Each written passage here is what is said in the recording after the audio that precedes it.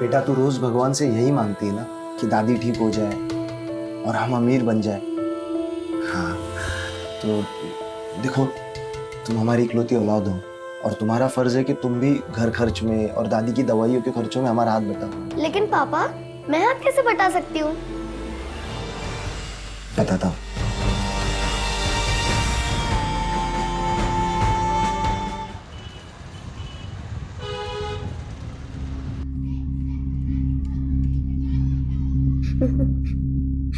अस्मी, मेरी आंखों में आंखें डालो। चुप क्यों हो बेटा? बोलो कुछ, डरो मत। डर तो लगेगा ना मैडम, आप यूं। मैं जो कर रही हूँ तुम्हारी भलाई के लिए ही कर रही हूँ। पर मैडम, मैंने कुछ नहीं किया मैडम, मैंने कुछ नहीं किया। सारी गलती उसकी है। उसकी मतलब किसकी?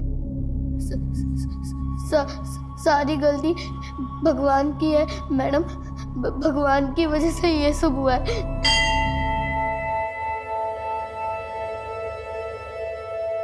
ऐसे क्या देख रहे हो बिना पलक झुककर? आपसे नहीं मांगूंगी तो किससे मांगूंगी? जवाब तो कभी दोगे नहीं, लेकिन जो मांगा है वो तो देना पड़ेगा ना। धमकी नहीं दे रही हूँ, प्रार्थना कर रही हूँ, सुननी तो पड़ेगी। 40 आके 25 दिन पूरे हो गए, बस 15 बाकी है। अब आपको मेरी दादी को भी ठीक करना है और हमें अमीर भी बनाना है।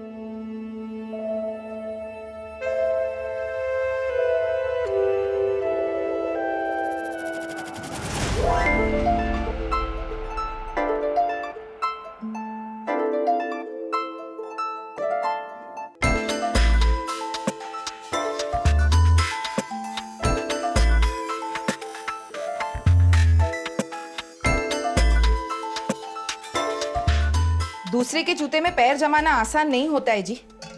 आपकी पुरानी वाली नौकरी ही अच्छी थी, आप उसके कहे पर मत जाइए, अपने हालात के हिसाब से चलिए कौशल जी। मैंने सब हिसाब लगा लिया है फरीदा। तरक्की का पहाड़ चढ़ना है तो जूते भी उसी हिसाब से पहनने पड़ेंगे। करिए जो करना है, लेकिन देखना एक दिन पछताएंगे आप। अपने पैरों पर खुद कुल्हाड़ी मार रहे हैं। अपने पैरों पर कुल्हाड़ी तो एक ही बार मारी थी मैंने, 12 साल पहले जब तुझसे शादी की थी।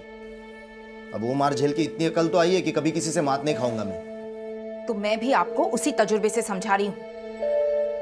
अपना तजुर्बा घर संभालने में इस्तेमाल कर, मेरे काम धंधे में नहीं। देख मैं तुझे ना समझा।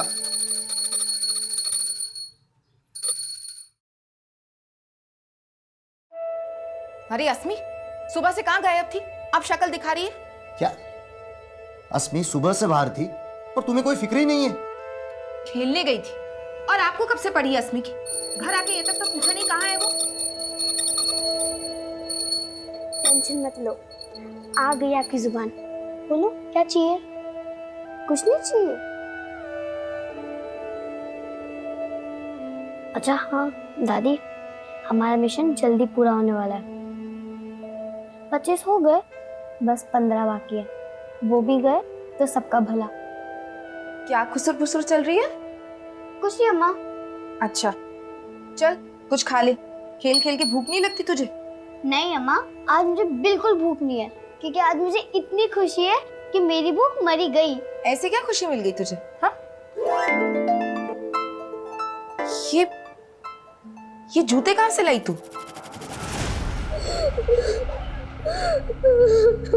ठीक है, अब मैं कुछ नहीं पूछूंगी तुमसे, पर तुम्हें मेरी एक बात माननी पड़ेगी। तुम ये सारी बातें ना पुलिस नहीं, मैंने कुछ नहीं किया मैडम। डरने की कोई बात नहीं। नहीं मैडम, मैंने कुछ नहीं किया मैडम, मैंने कुछ नहीं किया मैडम। नहीं, चुप हो जाओ, मैं जो बोलूंगी वही करना पड़ेगा, समझ रहे हो? सॉरी, बैठो।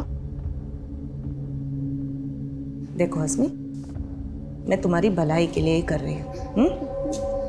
अब जो मैं बोलूंगी वही करना पड़ेगा।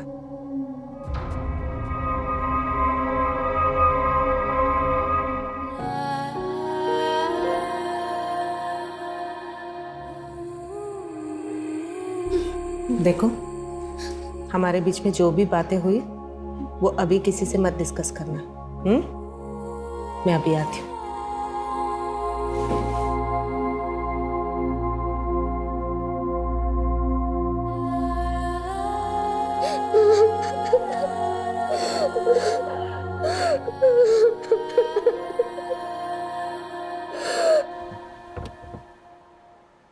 Nandini ji, how was the session? 1 minute sir, बहुत अर्जेंट कॉल करना है।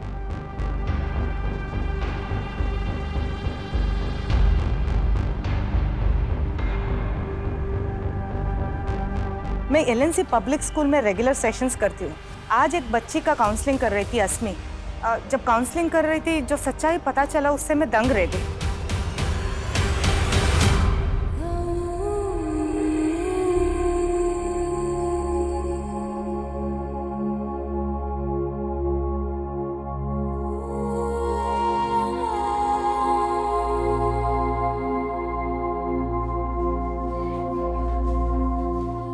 साइलेंस।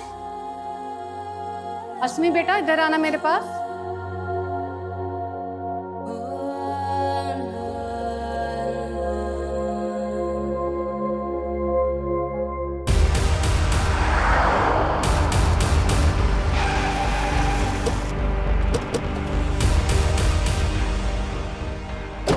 हेलो सर, मैं नंदिनी सुरवाना। मैंने ही आपको फ़ोन किया था। वो बच्ची अस्मी कहाँ है? अब वो अपने क्लासरूम में है सर। मैंने उसको समझा दिया है कि वो किसी से कुछ ना कहे। मैंने स्कूल अथॉरिटीज़ को भी कुछ नहीं बोला है। एक्चुअली मुझे लगता है अथॉरिटीज़ में ही कोई कल्प्रिट हो सकता है। फुल अथॉरिटीज में? जी, कोई एक नहीं है सर। अस्मी बोल रही थी उसके ऊपर 25 से भी ज़्यादा लोगों ने शोषण किए। व्हाट? छोटी बच्ची पर 25 से ज्यादा लोगों ने शोषण किया? जी।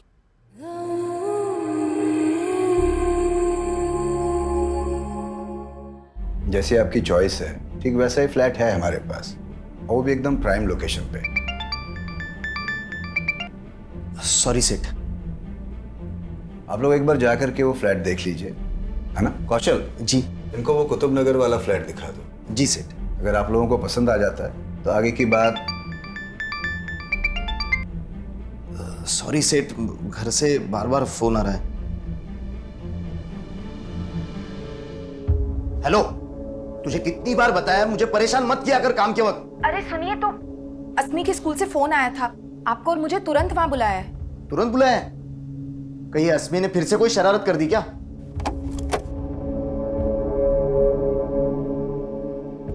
अस्मी, बैठो। आपने मुझे जो जो बोला है ना, वो सब ये अंकल को बता दो। डरो मत। बोलो बेटा। तो डरने की जरूरत नहीं है। हम यहाँ पर आपकी मदद करने आए। आप हमें सब कुछ सच सच बताओ। मुझे घर जाना है। मुझे घर जाना है। आपको घर जाना है ना, अम्मा पापा के पास, है ना? तो उनको तो हमने यही बुलवा लिया है। अभी आपसे मिलवा देंगे उनको। लेकिन पहले आप हमें बताओ कि आपके साथ क्या गलत हुआ, किसने गलत किया, कौन थे वो लोग, क्या नाम है?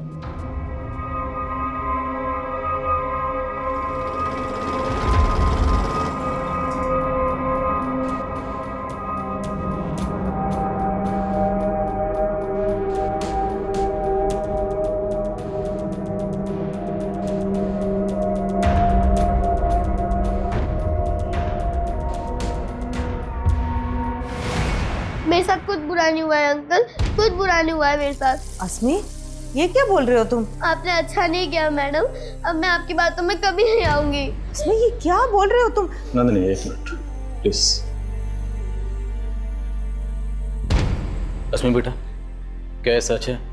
नंदिनी मैडम ने हमें बताया कि आपने उनसे कहा है कि आपके साथ 1-2 बार नहीं, कई बार गलत हुआ, कई लोगों ने गलत किया। क्या ये सच है? आपने ऐसा कहा? नहीं अंकल, नंदिनी मैडम झूठ कह रही है। सर शायद वो डर गई है।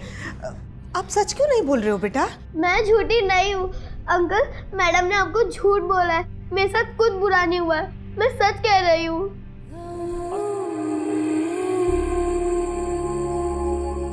बच्ची के साथ कुछ गलत हुआ या नहीं हुआ, ये पता लगाना हमारी ड्यूटी है। मेडिकल करवा ले। हो सकता है अस्मी डर की वजह से सच ना बोल पा रही। सर देखिए, पहले कम तमाशा नहीं हुआ है हमारे बेटी के साथ। आप सोचिए सर, लोग तरह तरह की बातें करेंगे सर, और जरा सोचिए अस्मी पर क्या गुजरेगी इन सब बातों से।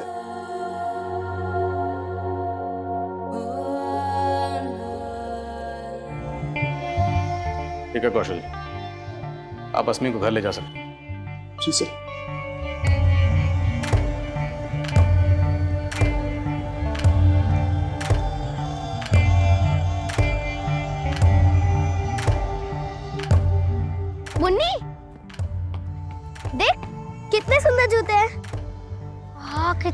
सुंदर है, इसका कलर भी बहुत अच्छा है। तेरे पापा ने दिलवाया?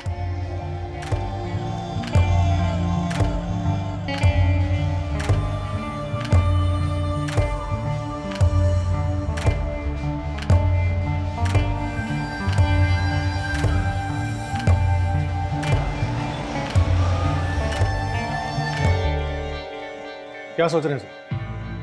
क्या इसमें सच बोल रही है? झूठ।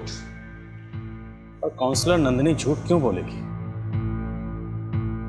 सर लेकिन सोचने वाली बात यह है कि नंदिनी को एक अनजान आदमी कॉल करता है और अस्मी का नाम लिए बिना वो इस स्कूल के किसी स्टूडेंट के लगातार शोषित होने की बात करता है। हेलो। आप नंदिनी स्वर्णा मैडम बोल रही है ना? हाँ जी, आप कौन? देखिए, अपना नाम तो मैं आपको नहीं बता सकता। नाम नहीं बता सकता? तो मुझे फोन क्यों किया? क्योंकि आप LNC पब्लिक स्कूल के बच्चों को ग्रुप काउंसलिंग देने जाती है ना। उस ग्रुप में एक बच्ची ऐसी भी है जिसका काफी लंबे टाइम से शोषण हो रहा है। क्या? किस बच्चे के बारे में बात कर रहे हो आप? अब ये तो आपको ही पता लगाना होगा मैडम। हेलो। और सर नंदिनी इतने सारे स्टूडेंट्स में सिर्फ अस्मी को फिगर आउट करती है। पिछले सेशन में मैंने एक टॉपिक डिस्कस की थी, गुड टच और बैड टच। याद है आप सबको? अच्छा, आज तक उस सेशन के बाद किसी ने बैड टच महसूस किया है?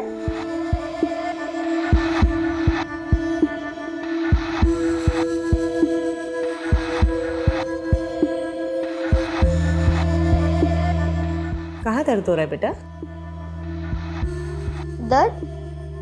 नहीं मैडम, मुझे कोई दर्द नहीं हो रहा। सर हो सकता है नंदिनी को कोई गलतफहमी हुई हो। तुम कहना चाहते हो कि किसी कॉलर ने नंदिनी को फ़ोन करके ये बताया कि आपके स्कूल की किसी बच्ची का शोषण हो रहा है और नंदिनी को ये गलतफहमी हो गई कि वो बच्ची अस्मी है, जबकि हो सकता है कि वो बच्ची इसी स्कूल की कोई दूसरी बच्ची हो सकता है सर। पॉसिबल नहीं है मनीष, क्योंकि नंदिनी ने न सिर्फ ये कहा कि अस्मी ने उसको शोषण के बारे में बताया, बल्कि वो दावे के साथ ये भी कह रही है कि अस्मी ने उसको यहाँ तक बताया कि शोषण करने वाले 25 से ज़्यादा लोग थे।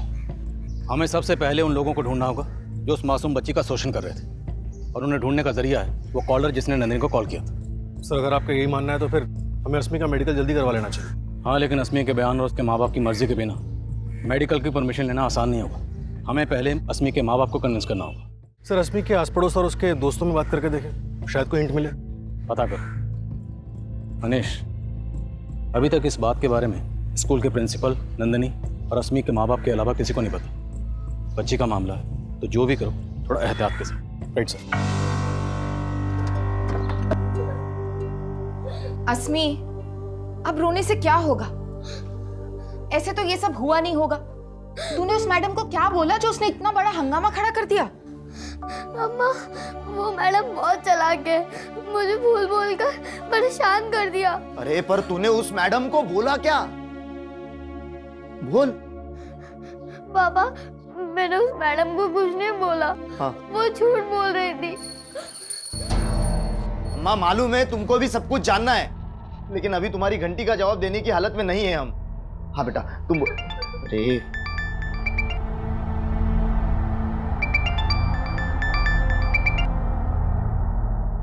हाँ, हेलो। मार्शल तू 1 घंटे का बोल के गया था ना? तू अभी तक से ऑफिस नहीं आया? हाँ सेठ, मैं वो क्या मिमिया मत। अभी के अभी तो अगर ऑफिस नहीं आया ना तो दोबारा आने की जरूरत भी नहीं है। सर मैंने तब भी बोला था, जिस आदमी ने मुझे फोन किया था उसके बारे में मुझे कुछ नहीं पता है, पर उसने जो बोला था वो सही निकला। और नंदिनी जी, अगर आप सही बोल रही हैं, सच बोल रही हैं तो सर मैं 100% सच बोल रही हूँ। अस्मी ने आपको यही बोला था कि उसके साथ 25 लोगों ने? सर 25 से भी ज्यादा लोग सर। एग्जैक्टली यही बोला था कि 25 से ज्यादा लोग? नहीं, वो उसने कुछ ऐसा बोला था कि उसके साथ कई लोगों ने गलत कर चुके हैं। उसने बोला कई लोग गलत चुके? जी। तो आपको ये कैसे लगा कि फिर 25 लोग हो सकते हैं, उससे ज्यादा लोग हो सकते हैं? सर वो बात करते वक्त कुछ 25 करके बोली, फिर चुप हो गई, तो मैंने अंदाजा लगाया। तो आपका कोई और अंदाजा जिससे हमें उन 25 लोगों के बारे में कुछ पता चल सके, उनका नाम, कोई क्लू? नहीं सर मैं जानने की बहुत कोशिश की थी, पर अस्मी ने। हाँ सर, वो बात करते वक्त उसने किसी का नाम लिया था शायद, किसका नाम?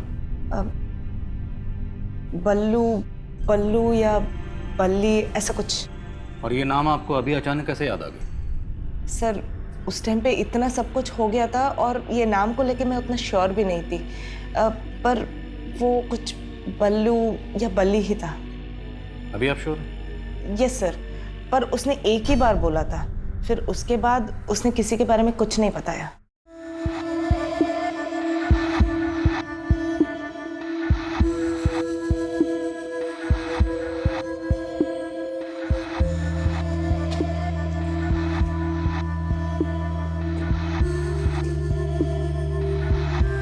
अरे मुन्नी,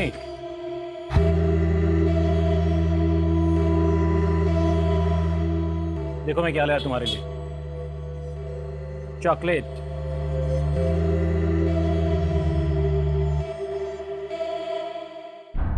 बल्लू या बल्ली? जी, इस नाम के किसी शख्स को जानते हैं? शायद आपकी कोई जान पहचान का हो। नहीं साहब, ऐसे किसी आदमी को मैं नहीं जानता। देखिए, आप भले ना जानते हो, लेकिन काउंसलर नंदिनी ये दावे के साथ कह रही है कि अस्मी ने उसे बताया कि उसके साथ दुष्कर्म करने वालों में से किसी एक का नाम बल्ली या बल्लू था। हाँ, पर अस्मी के साथ ऐसा कुछ हो। अगर अस्मी के साथ ऐसा कुछ नहीं हुआ तो वो कौन था जिसने काउंसलर नंदिनी को फ़ोन किया? साहब मुझे ना कुछ समझ नहीं आ रहा है। देखिए, आप ठंडे दिमाग से सोचिए, याद करिए, शायद किसी से आपका कोई झगड़ा हुआ हो, कोई ऐसा शख्स जो आपको और आपके परिवार की बदनामी करवाना चाहता हो। बदनामी करने की सोची होगी उसने, पता नहीं उसे ऐसा क्या मिला है जो हमें इतनी सफाई देनी पड़ रही है। आपको किसी को सफाई देने की ज़रूरत नहीं पड़ेगी। देखिए, हम आपको या आपकी बच्ची को परेशान नहीं करना चाहते, हम सिर्फ ये जानना चाहते हैं कि अस्मी के साथ कुछ गलत हुआ है या नहीं हुआ, और अगर गलत हुआ है तो उसे जानने का जरिया है मेडिकल। एक बार साहब परेशान मत होइए, हम समझते हैं मामला सेंसिटिव है, बात लीक नहीं होगी। Excuse me. Hello sir, Nandini को जिस पीछे से कॉल किया गया था वहाँ पे कोई सीसीटीवी कैमरा नहीं है।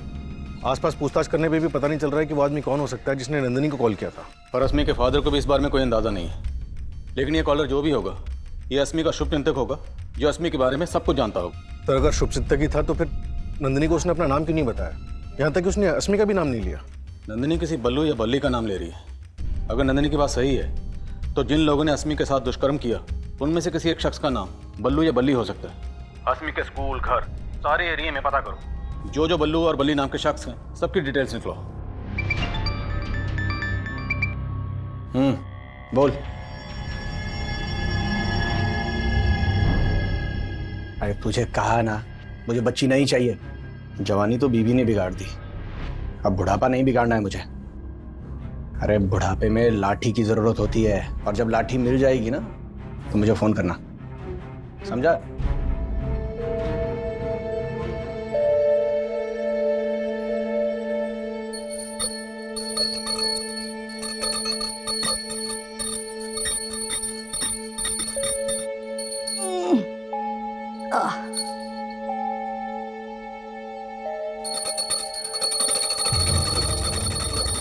मैं ठीक हूँ दादी, आप मेरी फिक्र मत करो, आप अपनी सेहत पर ध्यान दो, मैं ठीक हूँ। क्या हुआ अस्मी?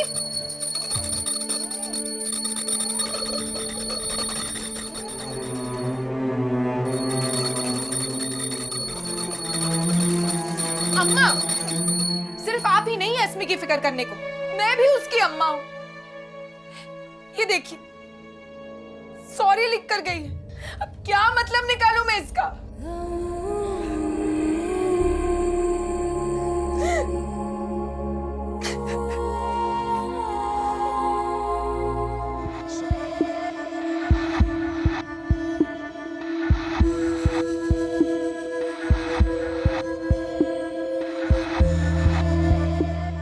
जी नहीं, फिलहाल अस्मी ने कुछ एक्सेप्ट नहीं किया है, लेकिन नंदिनी ने जो किया है वो। एक मिनट, चाय।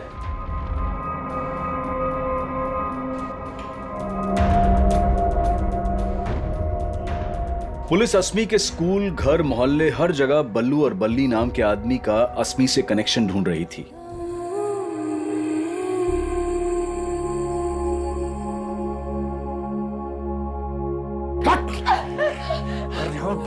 कोशिश की ना तो तेरे पैर काट दूंगा। पैर क्यों? गला ही काट दो ना, चाहे मेरा जो भी इश्क करो, लेकिन मुझे कौशल जी से निकाह करने से नहीं रोक पाओगे। कौशल से निकाह करेगी? कौशल से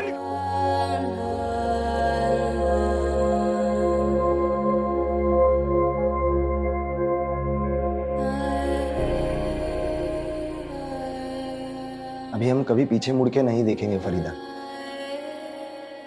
हम साथ मिलके ये घर बसाएंगे अपने होने वाले बच्चों के साथ।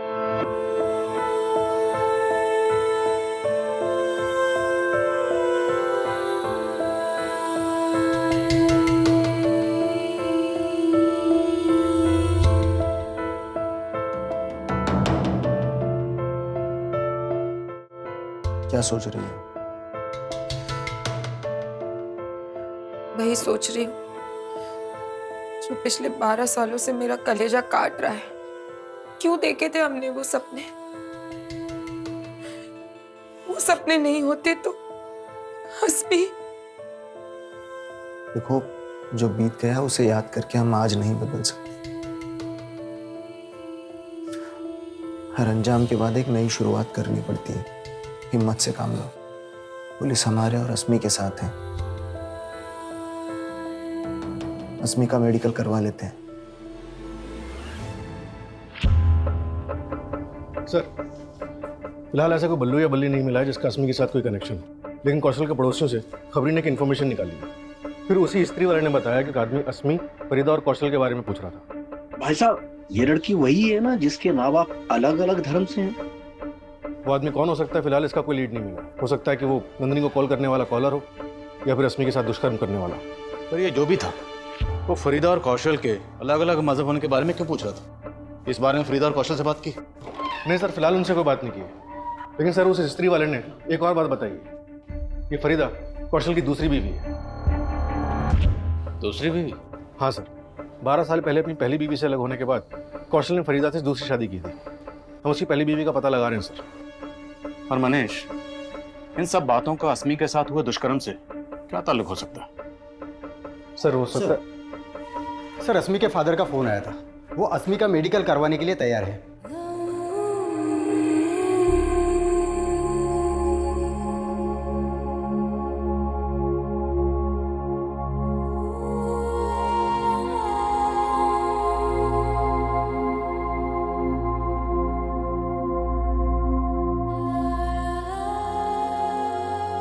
सर, अस्मी सेक्सुअली एक्टिव है, वो भी काफी लंबे टाइम से।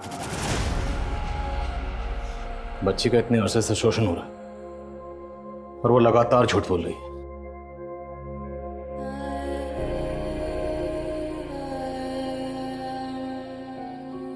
अस्मी बेटा,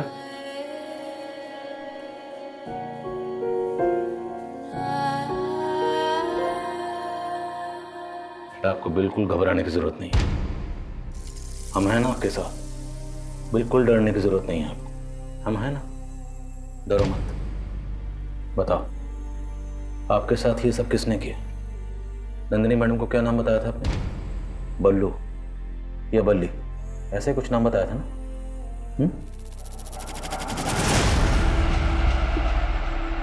जो होना था हो गया, लेकिन अब तुम ये बातें किसी और को नहीं बताओगी, किसी को भी नहीं।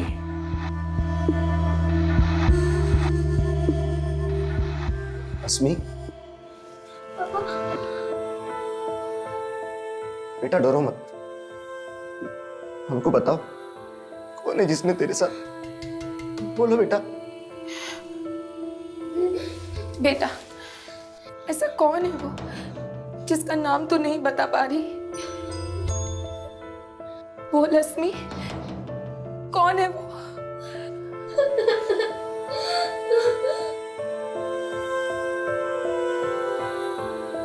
आखिर अस्मी की चुप्पी की वजह क्या? आपको कुछ तो अंदाजा होगा, किसी पर तो शक होगा आपको। साहब, कुछ समझ में नहीं आ रहा। कौन होगा जिसने हमारे बच्चे के साथ ये सब? आपके घर के बाहर जो गणेश है स्त्री वाला, कुछ दिन पहले वहां एक आदमी आपकी बेटी अस्मी के बारे में पूछ रहा था।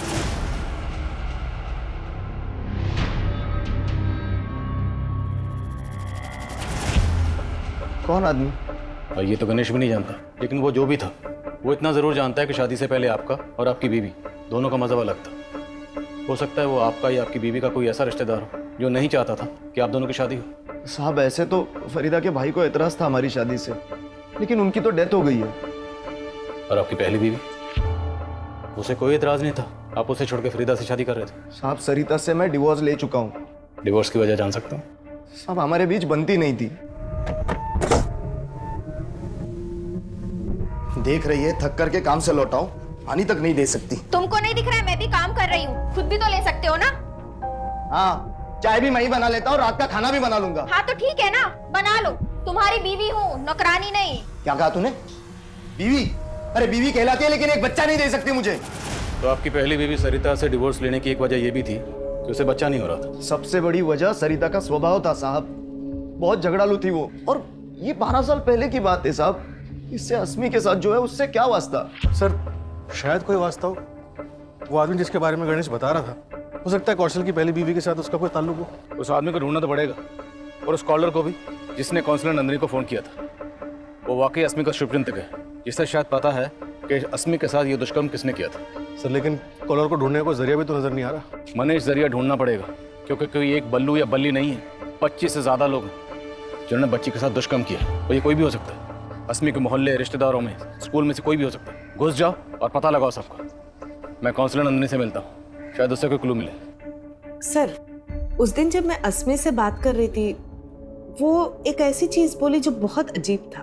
क्या बोला उसने? पहले तो लगातार बोल रही थी इन सब चीजों में उसकी कोई गलती नहीं है, फिर बाद में अचानक से उसने एक चीज बोला, सारी गलती भगवान की है। भगवान की गलती? हाँ सर, मैंने कोशिश की ये जानने के लिए उसने ऐसा क्यों बोला, पर उसने कुछ नहीं बताया। एक मासूम बच्ची जिसके साथ 25 से ज्यादा लोग दुष्कर्म कर रहे थे, उस गलती को भगवान की गलती क्यों बोलेगी? सर पूछताछ में ये भी सामने आया कि अस्मी अक्सर एक मंदिर जाया करती थी। मंदिर? सर अस्मी के स्कूल में एक पियोन है जिसका नाम बल्लेश्वर है, और पता चला कि उसके घर वाले उसे बल्ली भी कहते हैं।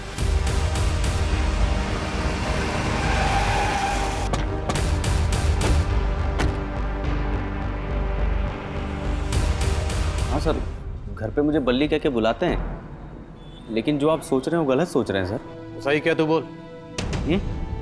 तेरे डर की वजह से अस्मी चुप है ना? सर आप गलत सोच रहे हैं, मैं वो नहीं हूँ। सही बोल रहा है, क्योंकि तू अकेला नहीं था, तेरे साथ और भी बहुत लोग थे। कौन थे बोलो? मुझे क्या पता साहब, मैं बेकसूर हूँ सर। ऐसे नहीं मानेगा ये, लेके जा। चल। व्हाट? आपके स्कूल की एक बच्ची का शोषण हो रहा है, और लंबे अरसे से हो रहा है, लेकिन आपको कोई आइडिया नहीं कौन रिस्पॉन्सिबल है। देखिए सर, हम अपने स्टूडेंट के सिक्योरिटी का पूरा ख्याल रखते हैं, हमें उनकी प्रॉब्लम पता है, इसलिए तो हम उनकी रेगुलर काउंसलिंग करवाते हैं। लेकिन सर आप जो कह रहे हैं वो सुन के तो मैं खुद हैरान हूँ। हाँ सर जी, अस्मी आया करती थी पहले यहाँ, और तो और वो यहाँ आने के लिए 40 भी रखती थी। 40 आके 25 दिन पूरे हो गए, बस 15 बाकी है। अब आपको मेरी दादी को भी ठीक करना है और हमें अमीर भी बनाना है। फिर अचानक से उसने यहाँ आना छोड़ दिया। यहाँ आना छोड़ने की कोई और वजह तो नहीं है पुजारी जी? कोई और वजह? मैं कुछ समझा नहीं साहब। उस बच्ची का एक लंबे समय से शोषण हो रहा था, जिसका दोषी वो भगवान को मानती है। कहीं उसके दोषी का आपसे या फिर यहाँ पे रहने वाले किसी और से कोई लेने देना तो नहीं है? ये कैसी बात आप कर रहे हैं? यहाँ पर ऐसा कोई नहीं है, और ये भगवान का घर है। भगवान का घर है तो कौन है जिसको वो दोषी बता रही है? सर अस्मी को देख के मुझे कभी ऐसा नहीं लगा कि उसके साथ कुछ ऐसा हुआ होगा। आपको नहीं लगा होगा, लेकिन कोई तो होगा जिसको इस बारे में पता होगा। सर अब ये मैं कैसे बता सकती हूँ? आप अस्मी की क्लास टीचर हैं, तो आप इतना तो जानती ही होंगी कि ऐसी कौन सी फ्रेंड है जिसके अस्मी काफी क्लोज है। अस्मी आपकी बेस्ट फ्रेंड है। बेस्ट फ्रेंड तो एक दूसरे से सब कुछ शेयर करते हैं ना? अस्मी ने कभी आपको बताया कि उसके साथ कुछ गलत हो रहा है? नहीं अंकल, मुझे कुछ नहीं पता।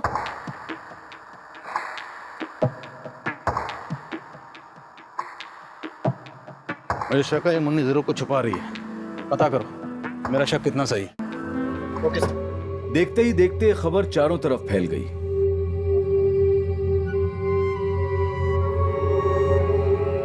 पूरे देश में हलचल का माहौल पैदा कर दिया था।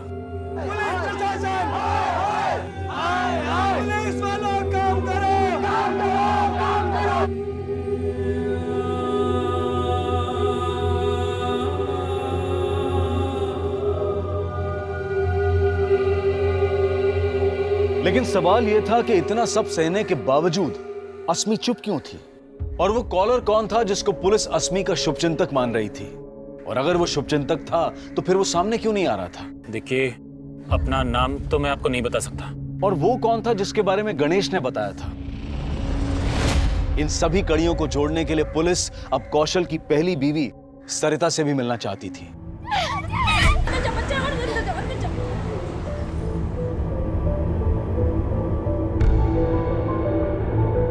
पिछले 12 साल से मैंने कौशल की शक्ल तक नहीं देखी और उसकी बीवी और बेटी से मेरा कोई लेना देना नहीं है। बच्चे ना होने की वजह से भी कौशल ने आपसे डिवोर्स लिया था। कहीं इसी जलन में आपने कौशल का बदला उसकी बेटी से तो नहीं लिया? इतनी गई गुजरी नहीं हूँ मैं। कौशल के मुझे छोड़ने की वजह फरीदा थी। एक तरफ वो मेरे साथ रह रहा था और दूसरी तरफ उस फरीदा से इश्क लड़ा रहा था। और वो फरीदा, वो भी कुछ कम नहीं थी। जैसे कौशल ने मुझे छोड़ा, उसने भी अपने पति को छोड़ा था। क्या ये कौशल से फरीदा की दूसरी शादी थी? जी अब क्या पता, बदला फरीदा के पहले पति ने लिया हो और शक आप मुझ पर कर रहे हैं। ये फरीदा का पहला पति कौन था? हाँ साहब, कौशल जी की तरह मैं भी अपने पहले रिश्ते से तंग आ गई थी। जुबेर मेरे साथ बहुत मारपीट करता था। भागने की कोशिश की ना तो तेरे पैर काट दूंगा मैं। पैर क्यों? गला ही काट दो ना। ज्यादा बोलेगी ना तो तेरा गला भी काट दूंगा मैं। तुम चाहे मेरा जो भी हासिल करो, लेकिन मुझे कौशल से निकाह करने से नहीं रोक पाओगे। कौशल से निकाल देगी, कौशल से निकाल देगी। बड़ी मुश्किल से मैंने जुबेर को छोड़ा। तो छोड़ने के बाद आप लोगों को कभी ऐसा नहीं लगा कि जुबेर इसका बदला ले सकता? साहब 12 साल पुरानी बातें हैं। पर जुबेर आया था। हमने आपके घर के सामने जो स्त्री वाला गणेश, उससे पूछा, उसने कंफर्म किया। हमने उसे जुबेर की फोटो दिखाई, उसने बताया कि यही वो शख्स है जो उससे पूछताछ कर रहा था। अब इतने सालों बाद जुबेर यहाँ क्यों आया होगा? और वो आपकी बेटी अस्मी, उसके बारे में क्यों पूछ रहा था? साहब मुझे नहीं मालूम गणेश ने उसको कब देखा, लेकिन मैंने आखिरी बार जुबेर को करीब साल भर पहले देखा था, जब मैं अस्मी के साथ मार्केट से लौट रही थी। लेकिन मैं उसे नज़रअंदाज करके चली गई। उसके बाद मैंने जुबेर को कभी नहीं देखा।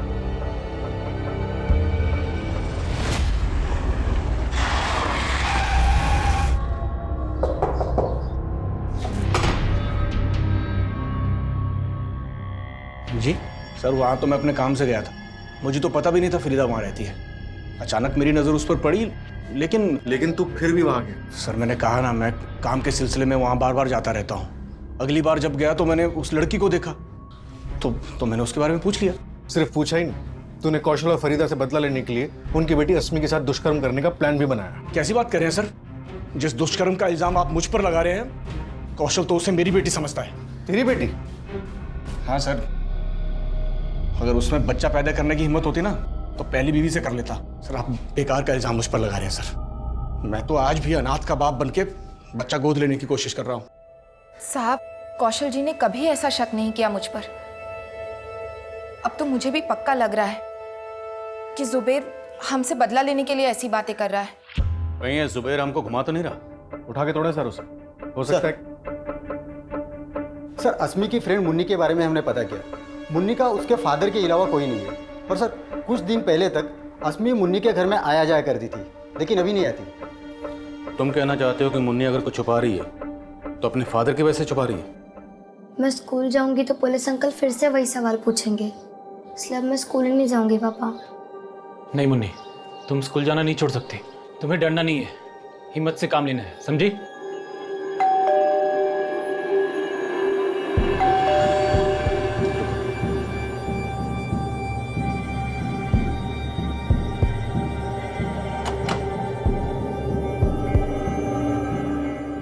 सर, मुन्नी ऐसा कुछ भी नहीं जानती जैसा कि आप सोच रहे हैं। आप बेकार हैं, बच्ची को परेशान करेंगे सर, प्लीज सर। हम बच्ची को परेशान नहीं करेंगे, तुमसे पूछेंगे मुन्नी क्या जानती है। क्या मतलब सर? बच्ची के दुष्कर्म का केस, और वो बच्ची यहाँ अक्सर आती जाती थी, तो तुम पर भी शक करेंगे ना? क्या क्या बोल रहे सर आप? कैसी बात कर रहे हैं सर? मैंने खुद वो काउंसलर मैडम को अस्मी के बारे में बताया। तो काउंसलर को फोन तुमने किया था? आप नंदिनी स्वर्णा मैडम बोल रही है ना? हाँ जी, आप कौन? देखिए, अपना नाम तो मैं आपको नहीं बता सकता। तो मुझे फोन क्यों किया? क्योंकि आप LNC पब्लिक स्कूल के बच्चों को ग्रुप काउंसलिंग देने जाती है ना। उस ग्रुप में एक बच्ची ऐसी भी है जिसका काफी लंबे टाइम से शोषण हो रहा है।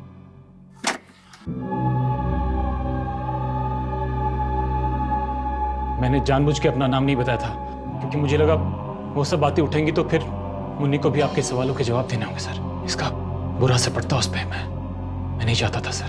तो तुम्हें ये सब बातें किसने बताई? मुन्नी ने? हाँ सर, अस्मी ने सिर्फ मुन्नी को ही वो सारी बातें बताई थी। अंकल, रश्मि मेरी बेस्ट फ्रेंड है, लेकिन एक बार मेरी उससे खट्टी हो गई थी। मुन्नी, देख कितने सुंदर जूते हैं। वाह, कितने सुंदर हैं। इसका कलर भी बहुत अच्छा है। तेरे पापा ने दिलवाए? तो फिर सीक्रेट है, मत बता। अब मैं तुझसे तभी बात करूंगी जब मेरे भी पैरों में ऐसे जूते होंगे। मेरे पापा दिलवाएंगे मुझे। मुन्नी, तेरे पापा तुझे इतने महंगे जूते दिलवा सकते हैं, लेकिन मेरे नहीं।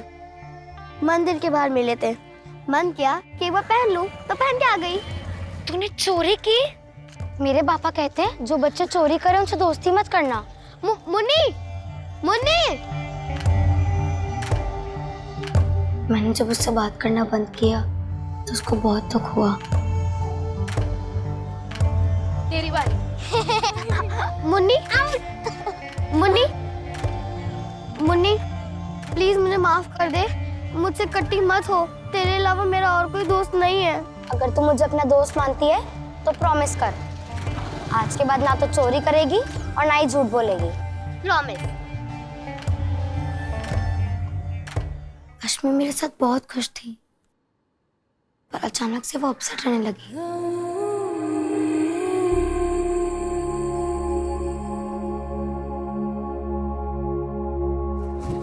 आसमी, तूने तो बोला था तू मेरी बेस्ट फ्रेंड है, और तू तो आजकल मेरे साथ खेलती भी नहीं है।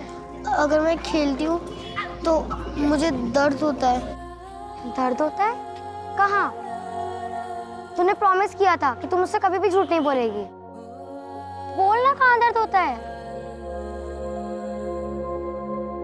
फिर अस्मी ने अपनी तकलीफ के बारे में मुन्नी को बताया और मुन्नी ने मुझे बताया। सर, पहले तो समझ में नहीं आया मैं अस्मी की मदद कैसे करूं। फिर मुझे ध्यान आया कि नंदिनी जी तो उसी स्कूल में काउंसलिंग के लिए रेगुलरली जाती है, इसलिए सर मैंने उनको फोन करना ठीक समझा। मुन्नी, आप और अस्मी बेस्ट फ्रेंड है ना? तो बेस्ट फ्रेंड तो एक दूसरे से झूठ नहीं बोलते, है ना? तो आप हमारे लिए अस्मी से एक बार फिर से पूछोगे कि उसे तकलीफ किसने दी, कौन थे वो लोग?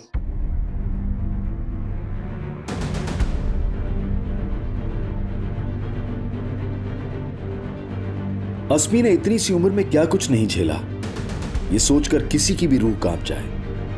लेकिन पुलिस के लिए अब भी यह पहेली थी कि अस्मी के गुनहगार आखिर कौन थे।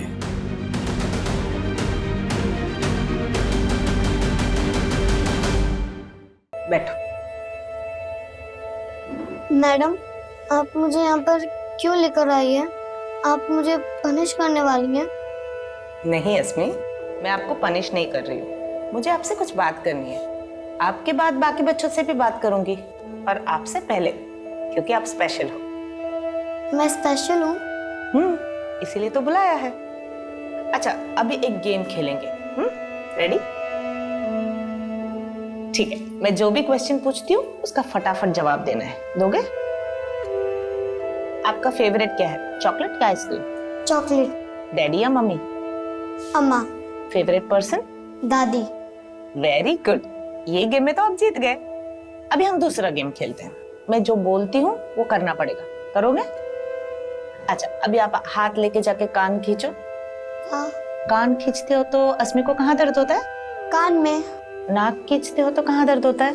नाक में। और खांसते हो तो कहाँ दर्द होता है? तो ये दर्द कहीं उस बैड टच की वजह से तो नहीं है जिसके बारे में मैंने पिछले क्लास में सारे बच्चों को बताया था? नहीं मैडम। यस भी और नो भी। मतलब ये दर्द उस बैड टच की वजह से है, पर आप मुझे बताने से डर रहे हो, है ना? देखो, मैं आपको एक सीक्रेट बताती हूँ। अगर आप मुझे सब कुछ बता दोगे ना तो मैं किसी को नहीं बोलूंगी। और आप मुझे नहीं बताओगे तो मुझे आपके मम्मी पापा से बात करना पड़ेगा। नहीं मैडम, उनको मत बताना, उनको कुछ भी मत बताना। तो आप मुझे बता दो, वो कौन है? अस्मी, जैसे स्ट्रांग होके तुम ये दर्द सह रहे हो ना, वैसे स्ट्रांग होके मुझे उनका नाम बता दो, नहीं तो मैं जाके बल्लू बली बल्लू बली अंकल। कौन है ये अंकल? कब से परेशान कर रहे तुम्हें? क्लास 5 से।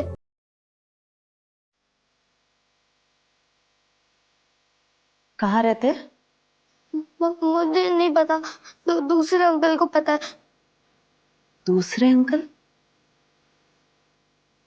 क्या वो दूसरे अंकल भी तुम्हारे साथ?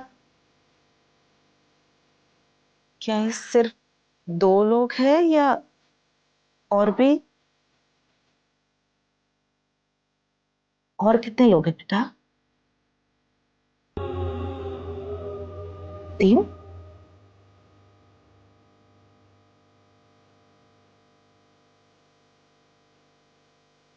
दस?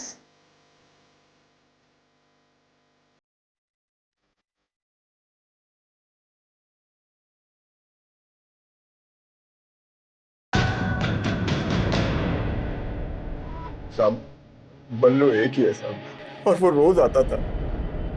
बल्ली नाम का तो कोई भी नहीं है। साहब अशफाक सेठ की गलती है साहब। उसी ने मेरी बुद्धि खराब की। अच्छा खासा कंडक्टर का काम करता था, बोला स्टेट एजेंट बन के दुगना कमाऊंगा, और फिर मुझे पाई पाई के लिए मोहताज कर दिया उसने। सेठ 4 महीने हो गए, एक पैसे की आमदनी नहीं है, कुछ भी नहीं रहा मेरे पास। कौशल की पूरी कमाई कमीशन पे थी साहब, एक भी सौदा नहीं करवा पाता था। हालत इतनी खराब थी साहब कि घर पे खाने के लिए नहीं होता था। ये लो, खा लो, और अपने अशफाक सेठ को भी बुला लो दावत पर। पैसा तो चाहिए ना साहब, लेकिन पैसा देने के बजाय वो अपना उधार वसूलने के लिए मेरे घर पे आके हंगामा करता था। पहले कौशल की नौकरी छुड़वा दी, फिर उससे मजदूरी कराकर उस पर उधार चढ़ा दिया, और अब वही वसूलने आ गए हो। एक पैसा नहीं देगा कौशल तुम्हें। निकल जाओ यहाँ से। निकल जाऊंगा, और तुमसे पैसा भी नहीं मांगूंगा, लेकिन उसके बदले में तुम्हें भी मुझे कुछ देना होगा। साहब, जब मैंने कौशल को अशफाक की नीयत के बारे में बताया तो वो ऐसे निकले थे जैसे उसे मार ही डालेंगे। तू सेठ होगा इस दुकान का, लेकिन मेरी बीवी से ऐसे बोलेगा तो तेरा थोबड़ा बिगाड़ दूंगा मैं। अरे तू अपनी किस्मत बिगाड़ रहा है। तेरे को मैं सिर्फ ऊपर से पैसा ही नहीं दूंगा, तेरा सारा कर्जा माफ कर दूंगा कौशल। गए थे मेरी आबरू का बदला लेने, लेकिन खुद बिक गए।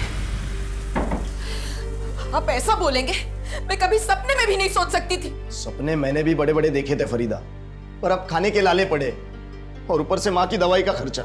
अरे तो हाथ पैर सलामत है ना आपके, कोई और काम क्यों नहीं ढूंढ लेते आप? अरे कोई और काम कैसे ढूंढूं मैं? उन्होंने खुद से हार मान ली थी और मैं उनसे हार गई। मुझे मजबूर कर दिया था साहब। आए दिन मुझे अशफाक के पास जाना पड़ता था, और कौशल ने धीरे धीरे मेरे अपमान में ही अपनी आराम की जिंदगी ढूंढ ली थी। और जब अशफाक का मन मुझसे भर गया तो वो... अगर तेरे को 5,000 चाहिए ना, अपनी बेटी को भेज देना। मैं इसके खिलाफ थी, लेकिन फिर हार गई। उस राक्षस के पास भेजने के लिए कौशल अस्मी को भी हमारी गरीबी का वास्ता देने लगा साहब। बेटा, तू रोज भगवान से यही मांगती है ना कि दादी ठीक हो जाए और हम अमीर बन जाए। हाँ, तो देखो, तुम हमारी इकलौती औलाद हो, और तुम्हारा फर्ज है कि तुम भी घर खर्च में और दादी की दवाइयों के खर्चों में हमारा हाथ बटाओ। लेकिन पापा, मैं हाथ कैसे बटा सकती हूँ? बताता हूँ।